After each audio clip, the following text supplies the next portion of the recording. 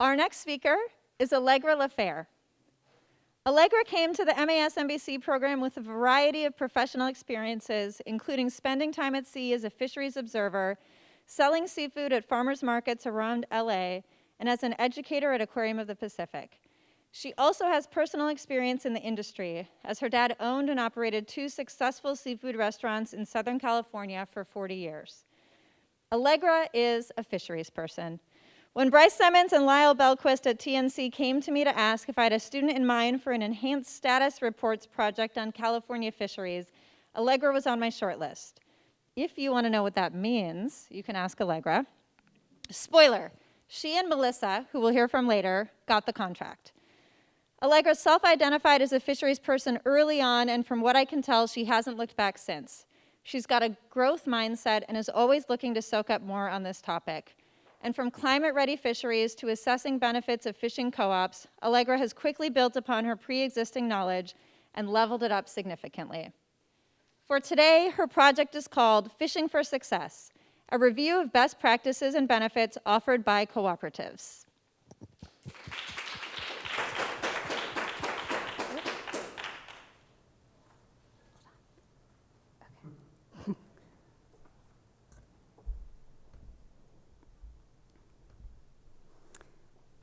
Prior to joining the MAS-MBC program, I started my marine career by being a fisheries observer.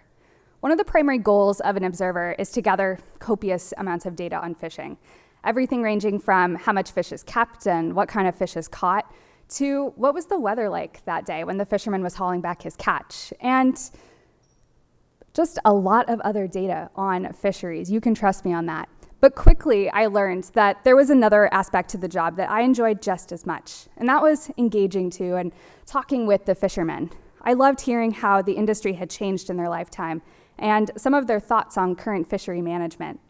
Coming into the program, I was excited to find ways that fisheries, fishers, and scientists could all work together to solve problems. Which is why I was particularly fortunate to be paired up with the organization Future of Fish for my Capstone project. Future of Fish works to build bridges between fisheries, funders, supply chains, and other stakeholders. For my Capstone project, I'd be working with them on a fisheries improvement project in the Central American country of Belize. The project was focused on the Caribbean spiny lobster fishery, which is one of the most economically valuable fisheries in the country.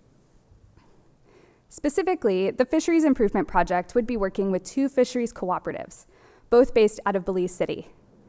The seafood market pictured here is part of the National Fishermen Producers Cooperative Society, and the other cooperative I worked with in the project is the Northern Fishermen Cooperative Society.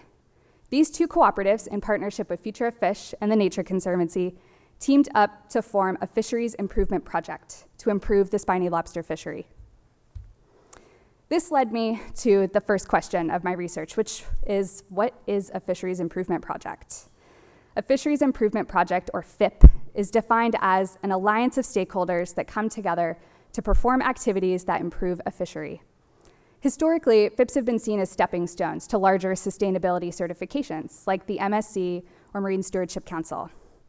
However, MSC certifications can be costly and sometimes difficult to obtain, which is harder for small-scale fisheries. A FIP provides a good starting point that may eventually lead to an MSC certification or other long-term sustainability practices. The particular FIP I worked with is defined as a FIP Plus, which incorporates not only environmental concerns, but also includes economic and social aspects. In the early research stages of the FIP, one of the gaps identified in the fishery was within the social aspect. As part of the FIP Plus work plan, the Belize Fisheries Cooperatives were looking to reinvent their benefits program. They wanted to fill this gap. They were looking to learn what kinds of programs had worked in other places and what kinds of benefits did other cooperatives offer that might make sense for Belize. My Capstone project directly addressed these questions and will provide current research and ideas to the leaders of the FIP Plus for consideration. For the project, I looked at different types of benefits and services that cooperatives offer their members. The goal of the project was to create a list of all of the various benefits that come from being part of a cooperative. And then I would take these lessons learned and present them to the Belize Fisheries Cooperatives and other members of the FIP Plus for consideration as they look to build out their own benefits program. Now, the next question I had was, what exactly is a benefit, right? How do you define what a benefit is? For my research, I defined it as anything that's provided to the members as an additional positive asset or experience, and it typically goes beyond the core business function of the cooperative. For example, one benefit of being a member of a fisheries cooperative could be access to a local fish cutting station. While the cooperative doesn't necessarily need to offer access to a cutting station, it does provide an added benefit to the members of the cooperative. Another example could be that the cooperative offers occasional training sessions, anything ranging from boat maintenance and mechanics, or maybe a workshop on changing fishery regulations in the area. In both of these examples, benefits can be on the smaller side and easier to define. But when I started looking into it, I saw that there were a lot of other more intangible ways that members could benefit from being part of a cooperative. Another example of a cooperative benefit is that being part of a cooperative can lead to better connections with your local community. Being part of a cooperative means that you can gather together with your peers and lobby for needed changes in the sector. Benefits can also take the form of environmental benefits that, in the long run, can benefit an individual. In many cases, a cooperative can encourage more sustainable practices for their sector as a whole. Sometimes fisheries cooperatives can set aside used access areas for fishers, or an agricultural cooperative could have more efficient irrigation for their farmers. In the short run, these benefits can help the environment, but in the long run, it could lead to increased yield or revenue for individual members. I've been giving examples of fisheries cooperatives mostly, but for my project, I wanted to look broader. For my research, I wanted to look not only at fisheries cooperatives in Latin America, but also learn about benefits from other cooperatives around the world to see what we could learn from other sectors and potentially what could be brought back to Belize. My research took me to dairy cooperatives in China, coffee cooperatives in Ethiopia, wine cooperatives in Italy, and agricultural cooperatives in Brazil. After doing some initial research, I learned that the academic literature was pretty sparse when it comes to articles specific to cooperative benefits. So to dig a little deeper, I went through the Institutional Review Board, or IRB, process so that I could begin conducting informal, open-ended interviews with cooperative professionals to gain more depth and information.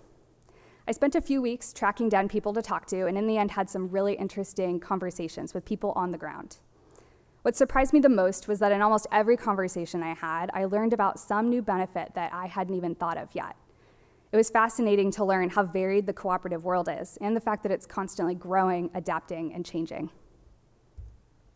And all of those benefits that I was finding ended up here on an application called Mural. I learned how to use Mural from the organization I was working with, Future of Fish, who had typically done workshops and analysis like this, but with piles of colorful sticky notes instead.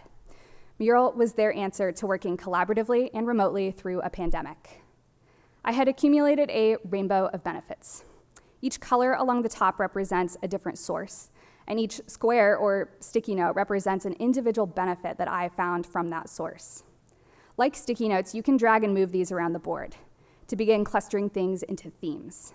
This helps identify commonalities and begin to find patterns in how different cooperatives have created similar strategies to answer their problems.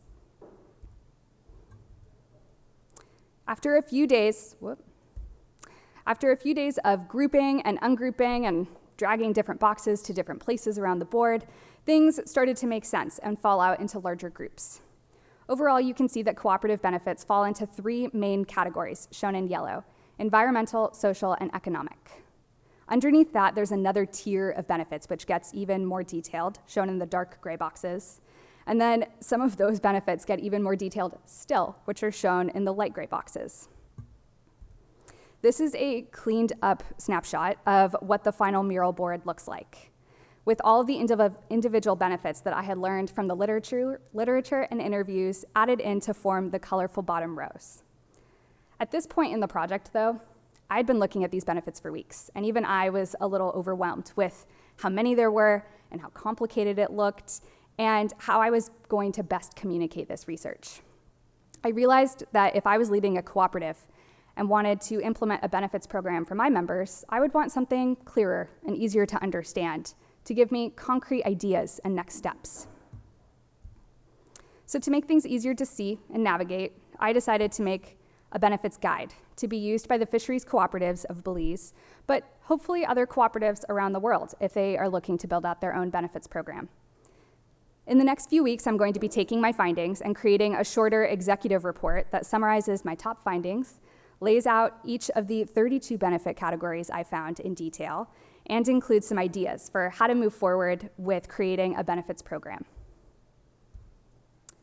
The goal of my project was to provide the Belize fisheries cooperatives with insights and ideas about just how far-reaching and imaginative the world of cooperative benefits could look like, so that when they look to build out their own program, ideally they can start a co-design process between the fishers and the cooperatives and do so from an informed place with current research. With that said, I'd like to highlight two interesting and relevant types of benefits I found in my research that can be applied to fisheries cooperatives.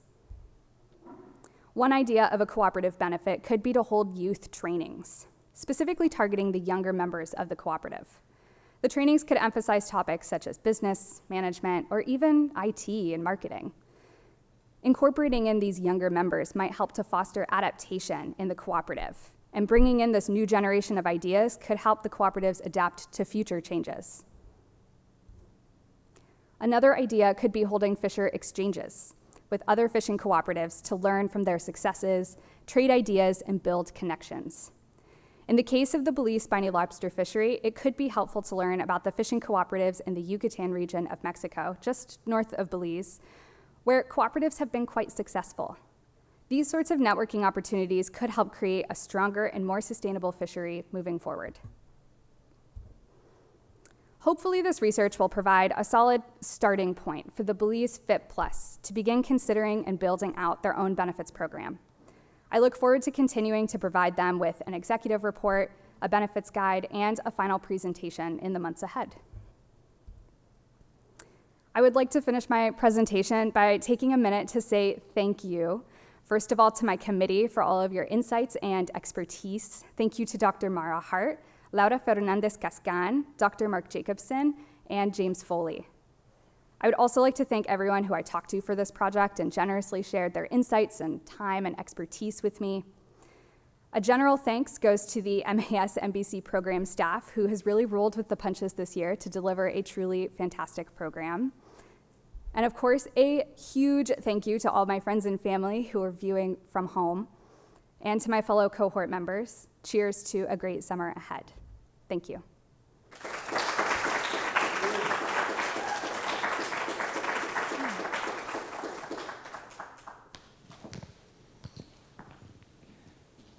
Do we have any questions? I've got a question, Allegra. What was a particularly challenging aspect of your project? Your project is so far-reaching in terms of the kinds of co-ops you looked at, not just geographically, close to here, but throughout the world and on a lot of different topics, right? So what did you find most challenging about doing this project? One of the most challenging aspects for me was walking that fine line between gathering research, but then not necessarily advising. I think that the Belize cooperatives are going to be the one to come up with the best solution that works for them. And so I just wanted to be the person that could bring them the new research that might help them make that decision. So I found that a particularly challenging aspect that I wanted to remind myself of over and over. But yes, this project was very challenging, but I had a great time doing it. And you daylighted a lot of different benefits in looking at these co-ops. And I'm curious, what was the most interesting benefit that you found in your research? There were so many benefits that I found, like literally hundreds. So it is hard to pick a favorite. One of the ones that I liked hearing was in one of my interviews, someone highlighted that a cooperative had given their members PPE during the coronavirus pandemic, which I hadn't necessarily seen in the literature because the literature is a couple years behind. So I really liked seeing that that was a benefit. Another really intriguing benefit that I found was one agricultural cooperative was looking for ways to monetize their waste. So they were looking at different ways to diversify their income. And so those would probably be my top two favorites.